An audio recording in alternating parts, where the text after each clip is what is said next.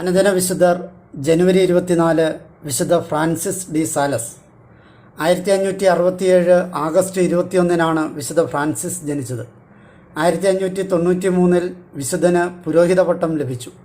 1594 മുതൽ 1598 വരെ ചാംപ്ലൈസിലെ പ്രൊട്ടസ്റ്റൻ്റ് വിഭാഗക്കാർക്കിടയിൽ സുവിശേഷം പ്രഘോഷിക്കുക എന്ന കഠിനവും അപകടകരവുമായ ദൗത്യത്തിനായി അദ്ദേഹം നിയോഗിക്കപ്പെട്ടു. വിശുദ്ധൻ്റെ ശ്രമഫലമായി ഏതാണ്ട് 70,000-ഓളം ആത്മാക്കളെ കത്തോലിക്ക വിശ്വാസത്തിലേക്ക് കൊണ്ടുവരുവാൻ വിശുദ്ധന് കഴിഞ്ഞു. 1602 വിശുദ്ധൻ ജൻഫിലെ മെത്രാനായി അഭിഷിക്തനായി. വിശ്വാസികൾക്ക് വേണ്ടിയുള്ള അദ്ദേഹത്തിൻ്റെ അതിശക്തമായ അത്യുത്സാഹം സാക്ഷ്യപ്പെടുത്തുന്ന ഏതാണ്ട് 21,000-ഓളം എഴുത്തുകളും 40,000-ഓളം പ്രഭാഷണ രേഖകളും കണ്ടുകിട്ടിയിട്ടുണ്ട്. വിശുദ്ധ പൗലോസ്ലിഹായുടെ "ഞാൻ എല്ലാവർക്കും എല്ലാമായി തീർന്നു" എന്ന വാക്കുകൾ സ്വജീവിതത്തിൽ പ്രായോഗികമാക്കിയ അദ്ദേഹം അനേകർക്ക് മുന്നിൽ ശ്രദ്ധേയനായി. വിശുദ്ധൻ്റെ വിജയത്തിൻ്റെ രഹസ്യമായ അനുകമ്പ, സ്നേഹം എന്നീ 2 വാക്കുകൾ കൊണ്ട് വിശുദ്ധൻ്റെ സ്വഭാവത്തെ വിവരിക്കുവാൻ നമുക്ക് കഴിയും. അദ്ദേഹത്തിൻ്റെ രചനകൾ കാരുണ്യവും ദൈവമഹത്വവും പ്രതിഫലിക്കുന്നവയാണ്. ഏറ്റവും പരക്കെ പ്രസിദ്ധമായത് അദ്ദേഹത്തിൻ്റെ ക്രിസ്തുവിനെ മാതൃകയാക്കിക്കൊണ്ടുള്ള ഭക്തിജീവിതത്തിലേക്കുള്ള ഒരാമുഖം എന്ന രചനയാണ്.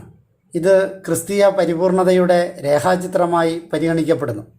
വിശുദ്ധ ഫ്രാൻസിസിൻ്റെ ജീവിതശൈലി ഒരു വ്യക്തിയെ സൗമ്യനും സന്തോഷവാനുമാക്കി തീർക്കാനുതകുന്നത് ആയിരുന്നു. വിശുദ്ധയായ ഫ്രാൻസിസ് ഡി ഷന്താളുമായുള്ള ഫ്രാൻസിസ് സാലസിൻ്റെ സൗഹൃദം കേൾവികെട്ടതായിരുന്നു. അദ്ദേഹം ഈ വിശുദ്ധയുടെ സഹകരണത്തോടെ 1610 വിസിറ്റേഷൻ സന്യാസിമാർ എന്ന സന്യാസിനി സഭയ്ക്ക് രൂപം നൽകി. തൻ്റെ രൂപതയോടുള്ള സ്നേഹം മൂലം വിശുദ്ധൻ നിരവധി ശ്രേഷ്ഠ പദവികൾ നിരസിച്ചു. കർദിനാൾ പദവിയും ഇതിൽ ഉൾപ്പെടുന്നു. വിശുദ്ധൻ്റെ ആമുഖവും മറ്റു രചനകളും കണക്കിലെടുത്ത് തിരുസഭ വിശുദ്ധനെ സഭയുടെ വേദപാരംഗതന്മാരിൽ ഒരാളായി പ്രഖ്യാപിച്ചിട്ടുണ്ട്. അദ്ദേഹം ജന്മം കൊണ്ട് ഒരു വിശുദ്ധനായിരുന്നില്ല. ഒരു മുൻകോമിയും പെട്ടെന്ന് കോപം കൊണ്ട് ജ്വലിക്കുന്ന സ്വഭാവത്തോടു കൂടിയവനുമായിരുന്നു വിശുദ്ധൻ. അദ്ദേഹത്തെ സംബന്ധിച്ചിടത്തോളം ഒരു ചെറിയ കാര്യം മതിയായിരുന്നു കോപിഷ്ഠനായി അക്രമപ്രവർത്തനങ്ങളിലേക്ക് എടുത്തു ചാടാൻ. വളരെയേറെ വർഷങ്ങൾക്ക് ശേഷമാണ് വിശുദ്ധന് തൻ്റെ അക്ഷമയ്ക്കും അകാരണമായ കോപത്തിനും മേൽ കടിഞ്ഞാണിടാൻ സാധിച്ചത്.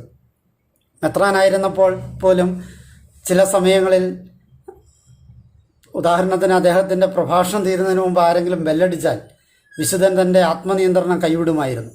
ഇതിൽ പ്രധാനപ്പെട്ട കാര്യം തീർച്ചയായും നിരന്തരമായ അക്ഷീണ പരിശ്രമം മൂലമാണ് വിശുദ്ധൻ തൻ്റെ പരിപൂർണ ആത്മനിയന്ത്രണം സാധ്യമാക്കിയത് എന്നാണ്. അദ്ദേഹത്തിൻ്റെ ആത്മനിയന്ത്രണ കഴിവിനെ നിരവധി ദൈവശാസ്ത്ര പണ്ഡിതന്മാർ വർണ്ണിക്കുന്നത് കാണാൻ സാധിക്കും.